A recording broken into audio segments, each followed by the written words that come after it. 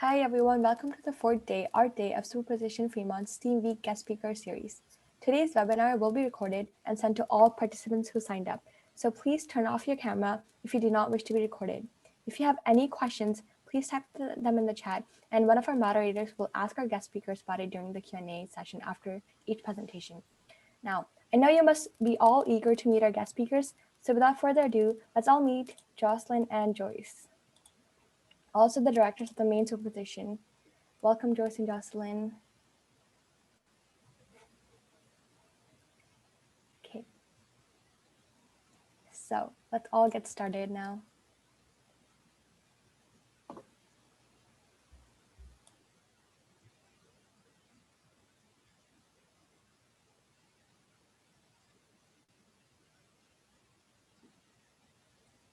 All right, thank you. So, sorry, I was like unmuted there for a second. Hi, I'm Joyce. I am one of the directors of design at Superposition. So something that me and Jocelyn do a lot is we do a lot of our Instagram posts. And so today we're going to be teaching you a lot about branding your own organization and kind of talking about like the basics of graphic design, how to start a post. And then at the very end, we're going to have a little fun design challenge. You guys are going to be put into breakout rooms and you're going to share. Or sorry, not share. You're gonna make something on Canva based on everything that you've learned today. Jocelyn, do you mind sharing your screen so we can start the presentation? We have a couple of slides prepared today, and then we're also at the very end. It's gonna be the branding and what's it called? The branding and graphic design challenge. So let's get ready for that.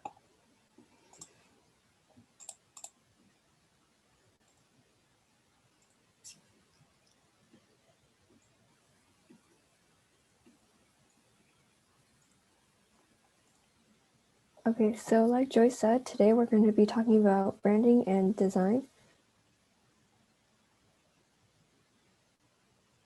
This is just another recap. So my name's Joyce. I'm a junior at Monte Vista High School in Danville, California, and I'm one of the co-directors of design at Superposition.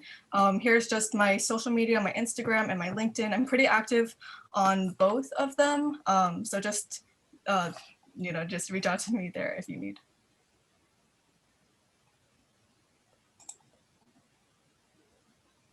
Okay, so hi everyone, I'm Jocelyn and I'm a junior at Lindbergh High School in San Jose. I'm the other co-director of design for Superposition, and my socials are also on the bottom left if you need to reach out. So first, let's talk a bit about what Superposition is. So we're essentially an organization that aims to bridge the gender gap in STEM.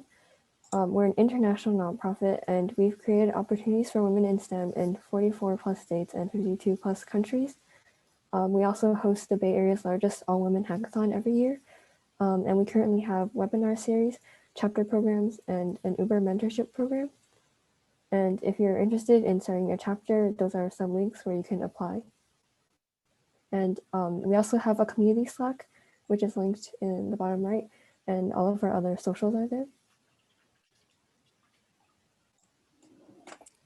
And this is just some of the stuff that we've been working on. Obviously, you've all seen the Superposition Instagram that's in the middle. And then I also do a lot of this stuff for my Key Club.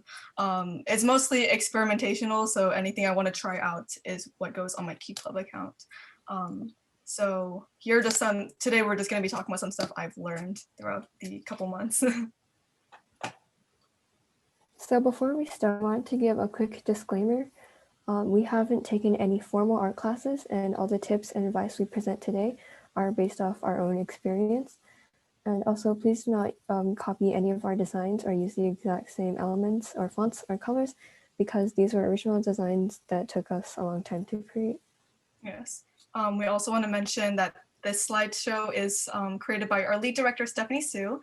And so a few of these references are going to be just from Stephanie's workshop if you attended that in July. And so these are not only art original designs, but they are also Steph's original designs. So just make sure if you want some inspiration, obviously like don't plagiarize or copy. I'm sure you all already know that.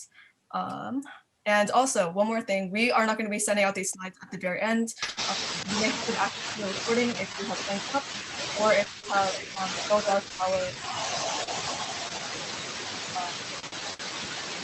feedback form at the very end. Okay. All right, that's, yeah. So are you interested in graphic design, don't have any experience, trying to grow your social media presence or following, looking to create visuals without a template, trying to become a Canva pro, or you're just bored? Just say yes into the chat if any of these questions apply to you. I'm actually unsure if the chat is available, but if not, that is totally okay. Jocelyn, can we try the Canva Live? Yes, sure.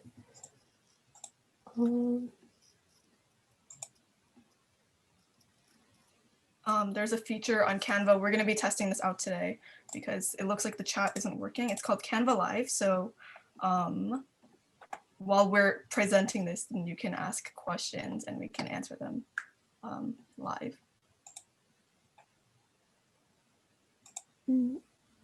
I think it might be unavailable right now.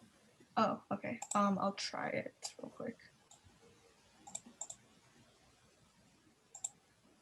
So currently, we probably won't need that until maybe the Q&A session at the end. So Okay. I think we'll go on for now.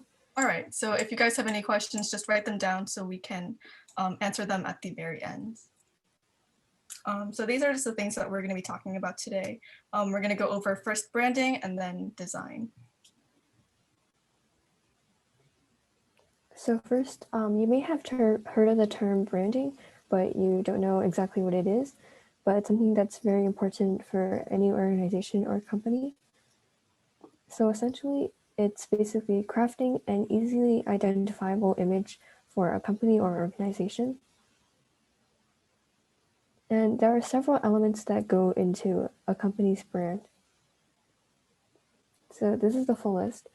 It includes the definition, which is essentially like an elevator pitch that describes who you are or what you offer and to who you're targeting your services for.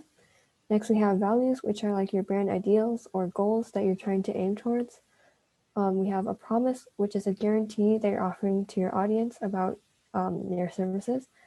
Next, we have identity, which are essentially visuals that include logo, brand graphics, colors, fonts, and images. This is the element where graphic design comes through. And next we have differentiation, which is what sets you apart from the competition and makes you unique.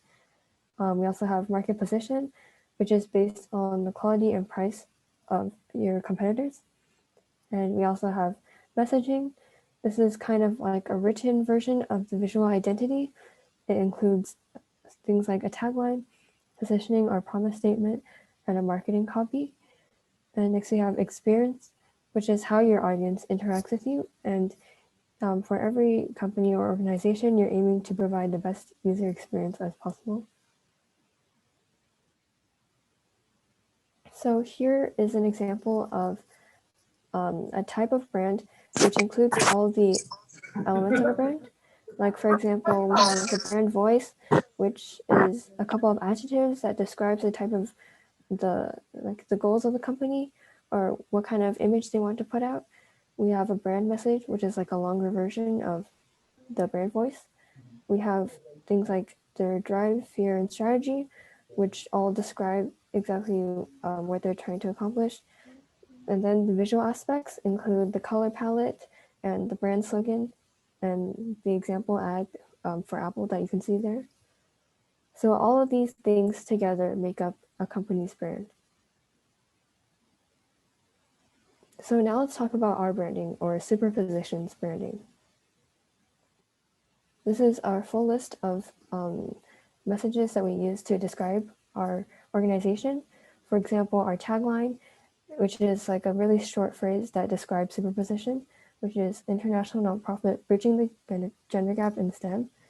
We have a longer mission statement that more accurately describes all of our goals, which is to empower women in STEM by creating educational opportunities and supportive environments for developing their passions. After that, we have kind of two more taglines or signature phrases of our company. which are female empowerment does not stop after 24 hours and neither should superposition. And we're expanding our initiative beyond a 24-hour hackathon to provide year-round opportunities for our community. Next, we have our values, which again are like the goals or ideals that we're hoping to accomplish, which is to provide accessible opportunities, help others, and build a community. And then our unique approach, which is what sets us apart from other similar organizations, which is taking an abstract idea like empowerment and making it concrete through creating opportunities. So why does branding matter so much for an organization? Well, here are some reasons why. First of all, it creates recognition, which shapes how your audience sees you. And this also ties into loyalty, which is how your audience engages in your services. And if a user recognizes your brand, then they're more likely to be loyal to it. Next, we have team inspiration, which basically means that a brand provides your team a unified mission to be proud of. And it also sets expectations for your audience because they can expect quality services from you. Next, it gives direction because all operations of the organization will align with a single vision that's clearly broadcasted to the public. And it also allows for reach because great reputation leads to word of mouth and other forms of promotion. So some branding strategies, especially ones that are focused on like social media marketing, for example, are to focus on evoking emotion, because if you evoke emotion in, for example, a social media post, then the user is more likely to remember your brand. Next is to use consistent messaging. A unified message is extremely important for a brand. Also, you should make a clear mission statement, and you should craft a story behind each project, which also ties in with evoking emotion, because that creates like a personal connection with the audience. So how does branding tie in with social media and graphic design in general? Well, visual identity is one of the aspects of branding that can be conveyed with social media posts and also just graphic design in general. And when designing for social media, it's important to keep in mind that the overall image you want the audience to see of your organization.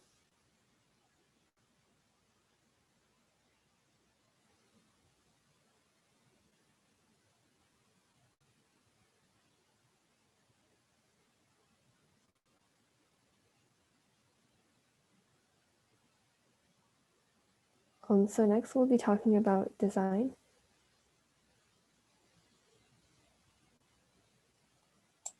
Okay, thank you. Sorry, I was unmuted again. So anyways, right now we're going to be talking a little bit about design. So here's an outline over what this section is going to look like. I'll be going over design principles, choosing colors and fonts, some really great techniques that we've learned, a design process, and a design challenge, because everyone loves those. So let's talk about some design principles. The first thing that you should employ is balance. So balance brings stability and structure, and it's just a good concept to believe that every element has a weight. So here is a post where every element is balanced. So actually, let me share my screen so I can kind of show you a little bit of what it means to have balance. Jocelyn, can you unshare real quickly? Okay, thank you. Okay.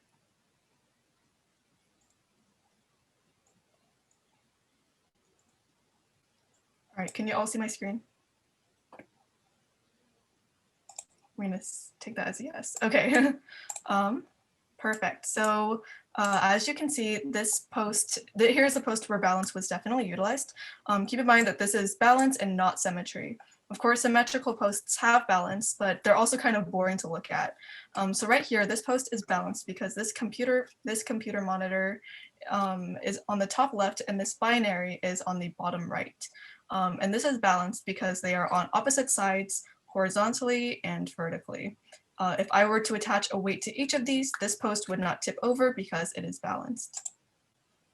And now for alignment. So this brings order and connection, and here you can see that everything is aligned in the center because of the placement of the longer ones on the top and the shorter ones on the bottom, you're directed from top to bottom.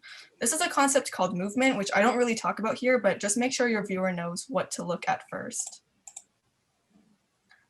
So proximity, you create relationship between related elements.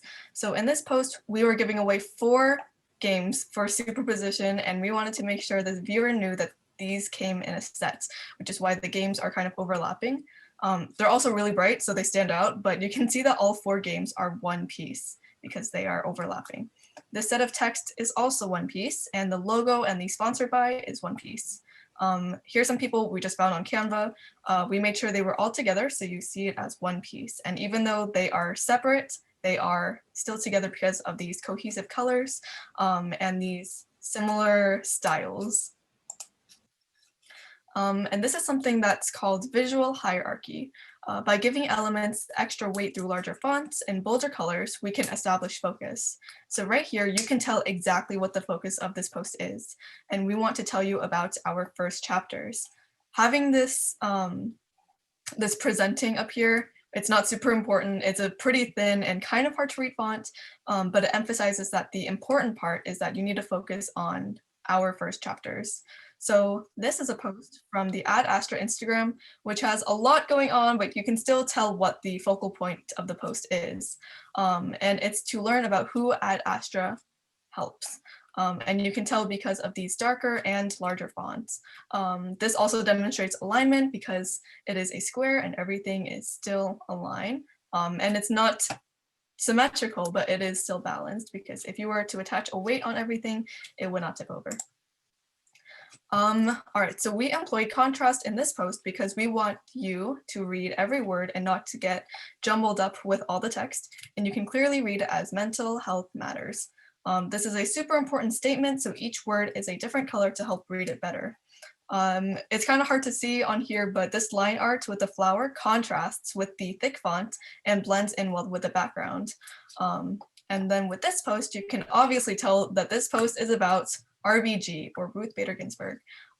It's right there and it's super bold, and there's also a picture of RBG in case you couldn't tell from the huge title. And even when there's a lot going on, you can tell that the focal point of this post is still about RBG. So we're going to talk a little bit about colors now. By the way, if I'm going too fast, just kind of let me know. But anyways, you use colors to evoke emotion and represent your brand. This is just a color chart. You can find this pretty much anywhere on the internet. And it kind of will tell you like what each color will symbolize. So how do you choose a color palette? When you don't know where to start, you can use this as a guide. Think about the emotions that you want to evoke. This is an organization I just started with my friends called Pinkera. And when choosing colors for our logo, I know I wanted this to be a very formal and sophisticated brand. So I chose pink and black as my 2 main colors. I also chose white for the logo just for contrasting, and I didn't want everything to really blend together too much. And then next I went to this website. It's called coolers.co. I'm going to share my screen again. Let me just do new share. Oh, oops. Okay. So it is called, oh my gosh, it's called coolers.co. It's like colors with an extra O. And where's new share?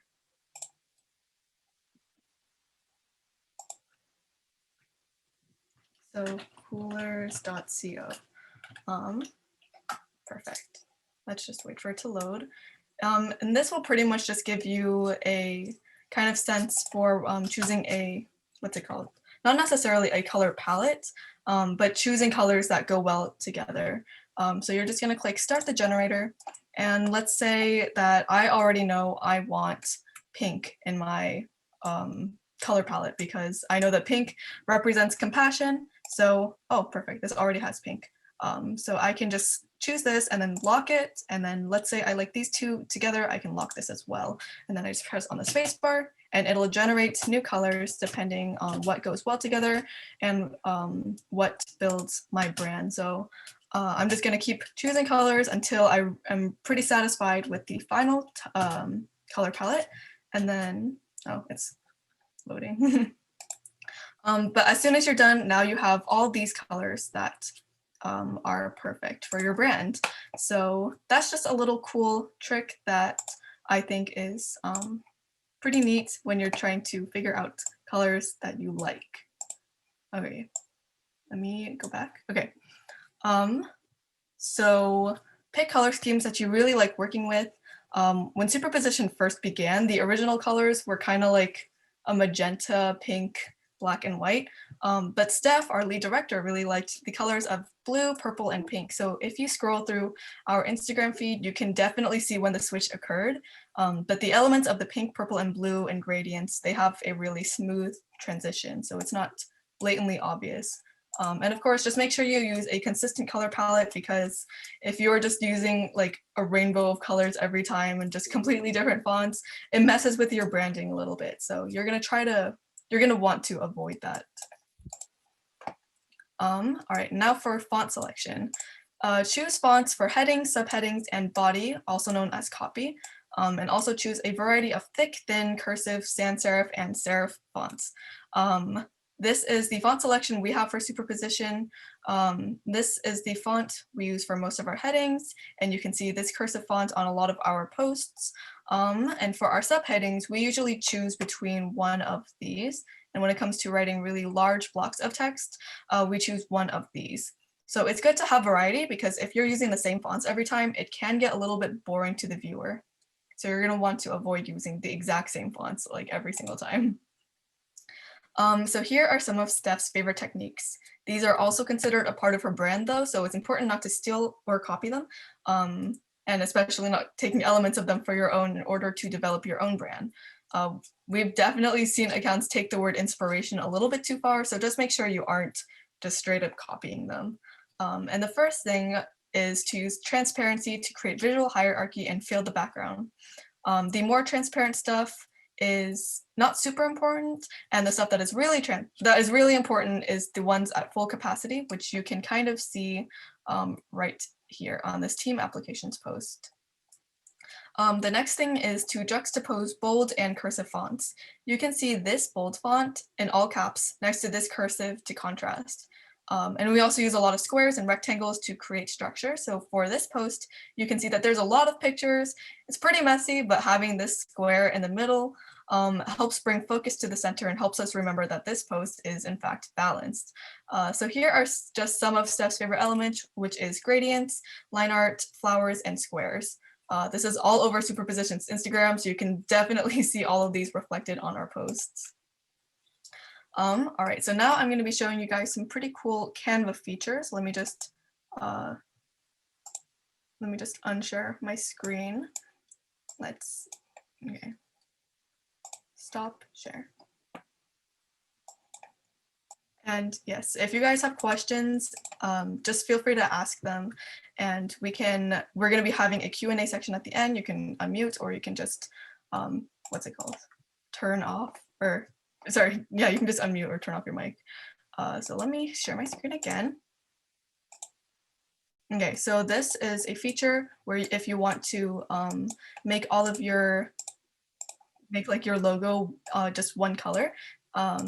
I used to wonder how you do this, but now I know how to do it because of Steph. So you're gonna click on whatever post or whatever image you want, and click on effects. And there's this feature called duotone, and it pretty much just like makes your entire thing like one color. So this is just like this cherry fuchsia. I'm not a huge fan of this, so what I'm gonna do is I'm just gonna double click on it and make both the highlights and the shadows white, and now your entire image is white.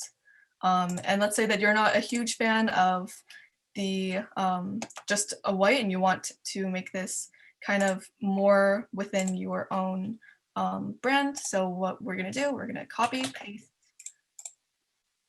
paste, okay, and then effects, and this will make the entire thing light blue. So now they are both, or not both, now they are light blue. So that's one cool way to make an element a solid color. And another thing is making all the pictures look cohesive. So these were obviously taken in different rooms. These are just pictures of me and Jocelyn. And to kind of make the stuff more cohesive, You can always, change the saturation, change like the lighting and stuff. But what we like to do is we like to change the tint a little bit. I'll admit it is a little bit bright, but for superposition, what we usually like to do is we stick between 50 and 100 to get our blue, purple, pink tones. And now they look a little bit more cohesive.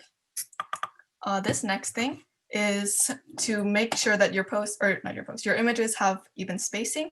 So obviously these are not spaced properly. So what I'm gonna do, I'm gonna highlight them, click on position, and then tidy up. You can do it either vertically or horizontally, but tidying up just does both.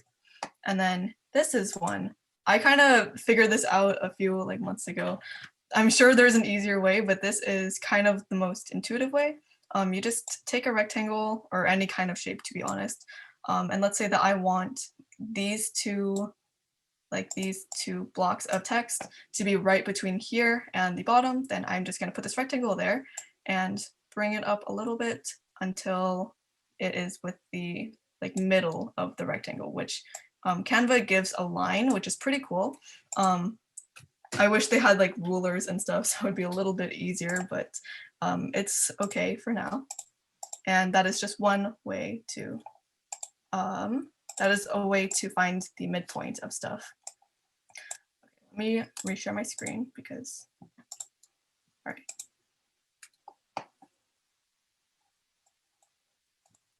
Okay, perfect.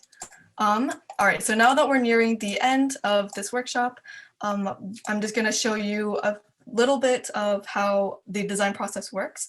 So Canva gives you a ton of templates and there's absolutely nothing wrong with using them. In fact, the first time I used Canva, I used a template. Most people do, but now I like creating everything from scratch. So here, I'm gonna show you how to design your own templates. You wanna ask yourself, what is the purpose of the post? How do you plan on highlighting the purpose? Who the audience is? What you want the viewer to see? What is your brand? And what techniques you like? And this will help you determine your own design style. So once you've answered all those questions, here are the steps I use to design. I actually prefer you find your own method and techniques because design is super subjective, but this is a good place to start. So the first thing I do is choose a background. If I'm doing a superposition post, it's pretty easy. We just use a gradient and that's what all of our backgrounds are. So for every post though, we just rotate it so not all the backgrounds are exactly the same. For backgrounds, this can also be kind of a challenge because if you're using the exact same background for every post on your feed, it'll give kind of what we call the Tetris effect or a block effect, which looks kind of strange. So you want to choose a bunch of different background colors and rotate through those. Step 2, position the most important element. I always put this first and it's usually either a title or a really large graphic. Step 3, place the remaining mandatory elements. This is everything you need to get your point across. When we're advertising workshops, we usually include the date, time, RSVP link, and headshots of whoever's presenting. And then after you have all these mandatory elements, you have some blank space. So fill in the remaining space with the subtle elements, which is basically just anything that doesn't draw attention from the main point. We use a lot of flowers and binary for the superposition posts in case you haven't already noticed. And lastly, make some final changes and adjustments to ensure your visual hierarchy is still there. So don't just consider how everything looks on the slide itself, but also on the feed overall. I've definitely made a few posts that I've had to archive because I wasn't super satisfied with how it looked with the rest of the posts. So that's just something to keep in mind. And now for the design challenge. The information from this workshop is pretty much summarized in 3 posts on the Superposition Instagram. And it's just called Tips for Graphic Design. So your challenge, using your new knowledge, create one graphic highlighting one or more takeaways from this workshop. It does not need to follow superposition branding. I'd actually prefer it if it didn't, because I want you to be as creative as you like. So you can submit by emailing joyce@superposition.tech by December 10th at 11:59 p.m. PST. Include your first name and your last name and your Instagram handle if you have one. And these will be featured on the Superposition Fremont Instagram page. And right before we put you guys all in breakout rooms, or I'm sure there's a feature where you can choose your own breakout rooms. You can always just call me for help. This is just our feedback form. So go to bit.ly/2vyqk2t. This is just so any future workshops will be a little bit more to your liking. And that is pretty much what we have for you guys today. You are free to open Canva and start working on the design challenge. And if you need help, you can always call on us. If you have any questions, we're going to be doing the Q&A session now. So just unmute yourself, or you can ask them in the chat.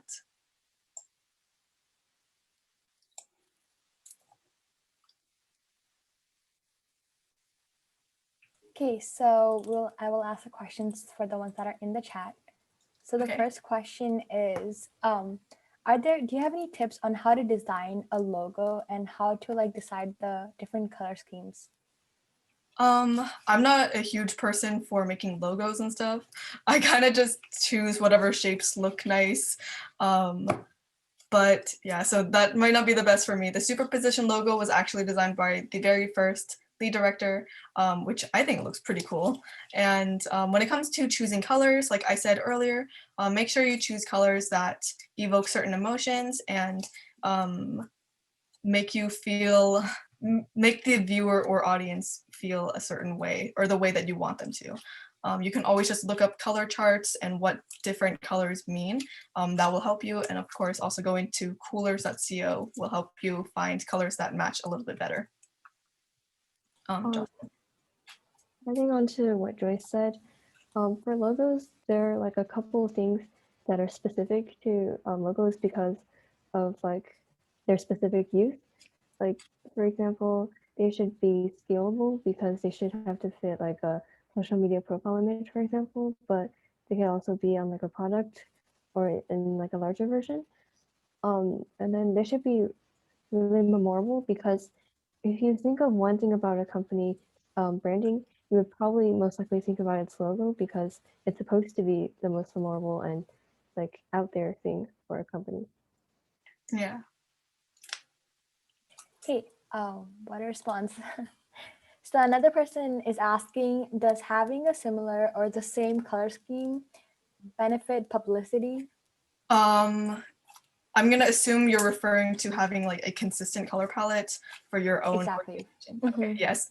I would say yes, because when you're sticking to certain colors, then people are not necessarily just colors, but also your fonts and what kind of elements you use. It'll help people recognize, hey, that is so-and-so's organization. And I know what they do because I've seen their posts everywhere. And I've seen their posts everywhere, but not necessarily the exact same posts. So I think it is good to make sure that you keep a consistent color palette.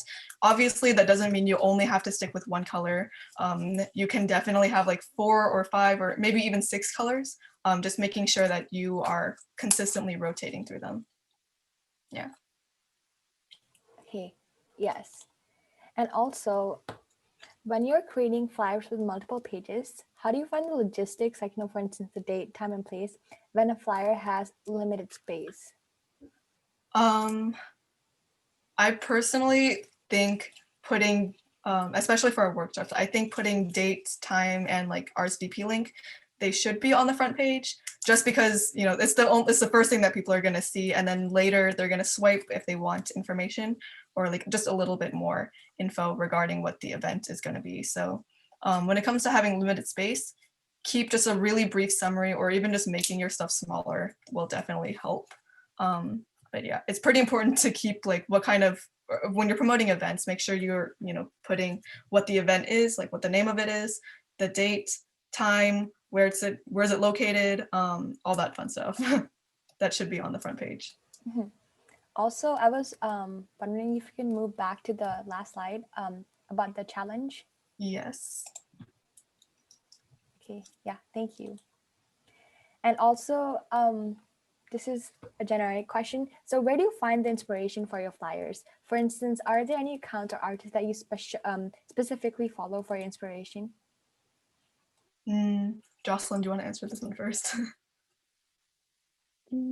So I've created a lot of graphics for like this club at my school that I'm like a public relations director for. And then we've made a lot of like carousel posts, which are just like posts with a title slide and then other slides of information and stuff. And so I followed like a few Instagram accounts that are just really good at design, and especially for carousels. I can't name any off the top of my head, but I'm sure if you go on Instagram and search through things like hashtags, like design and stuff, you'll definitely find some really nice aesthetic posts to get inspiration from. Yeah, I agree. I think when I first started making posts, it was actually because I saw the superposition feed and I was like, oh my gosh, that's so pretty. So I would definitely say I got a little bit of inspiration, especially in my key club like gradients and stuff. I got that from superposition. The thing I want to mention is when you are looking for inspiration, make sure you're not going too far because you do still want to stick with your own brand and develop your own kind of brand. And another way to say that is really like just finding your own style. When it comes to actual like inspiration, I would say a lot of it seems pretty intuitive. Obviously, you're not going to put like your title in like point font, like font size like 8 or something. You're going to make it something like 32 or 48. It's going to be pretty big. But other than that, besides like obviously, you know, just being intuitive, yeah, but pretty much what Jocelyn said, finding Instagram pages that you really like the aesthetic of, seeing what kind of elements you want to incorporate into your own, and just kind of changing it up so it is still your own brand. Awesome. And also for Canva users, how do you make the decision to use the templates, or which templates would you choose for certain occasions? I haven't used templates in a while actually, but I think when I first started out, I pretty much just went with whatever I thought looked good. Some of them seem pretty cool. I'm not a huge fan of what's it called? Oh my gosh, I'm sorry, I'm like blanking on all these words. I'm not a huge fan of some that are like super generic just because I've seen them everywhere and it's like, you know, I'd rather just make my own. But of course, whatever you think looks good and matches your aesthetic, you can always change the colors of things to fit whatever your feed looks like. That's what I would recommend, just choosing whatever you think looks pretty. Another thing about Canva is that you have like a huge variety of templates, and then every template has like multiple keywords that you can search for. So if you like know what kind of organization you're advertising for or like creating a post for, and you have like specific terms attached to that, like for example, coding or art or something, then you could just search up those words on Canva. They have like a templates tab, and then they'll come up with lots of templates that you could choose from. Yep. And also this is like more career focused, but what are the different areas for graphic design and which career options are present for people interested in graphic design? We were kind of thinking about this earlier, and I feel like a lot of graphic design is very freelance based. A lot of companies will hire graphic designers to maybe do some mock-ups of a logo, or maybe they want, what's it called? They need a flyer or something. So they will hire freelance graphic designers. So that's one option. And if you would like to take it a step further, you can even start getting into UX and UI design, which is user experience and user interface design, which is a pretty good career option. I'm not really sure about all the career stuff. I kind of just do this because I enjoy it. But I think it is a really good path to consider looking into, UX and UI. Yeah, a question. Are any of you guys planning on majoring into graphic design? Sorry, Jocelyn, I think you were trying to say something. Oh, no, it's okay. You could answer Ashina's question. Okay. I have plans to go into computer science, but I do want to go into with like an emphasis on art, just because I've been doing it for so long, and you know, I really enjoy it. Yeah, I'm kind of in the same boat as Joyce in regards to like majoring graphic design. Another thing I kind of wanted to add to Joyce's like statement about like other fields like UX design that are related to graphic design. There are also like a lot of other applications of design that aren't exactly graphics but are pretty similar. Like for example, product design, which also ties into UX design because it's some product designers also work on apps. There's also things like print design, like working on packaging for products or posters and stuff like that. So there are just like a lot of opportunities for different kinds of design that you can choose as a career path. Yeah. Yes, and today's presentation was focused more on like if you have Instagram and you want to put some stuff and like just throw out content on your Instagram, then this would work for that. But if you are more interested in getting into a career field, then you should definitely look into UX, UI, and product design, all that different kind of design. Yeah, definitely. And then that's advice for all the graphic designers out there. And one of the last questions is, how much time on average do you spend designing a flyer or even an Instagram post? Obviously it varies. Sometimes posts, especially on our Instagram, they are like multiple pages long. So I would say for those like 4 or 5, sometimes even 10 pages, a couple hours, maybe 2.5 hours, just because the hardest part is starting and getting through that creative block. But once you do, it's pretty good. And especially superposition, they have when you look on the feed, they are definitely you definitely like are using the same elements. So it's not like I'm really looking for stuff from scratch.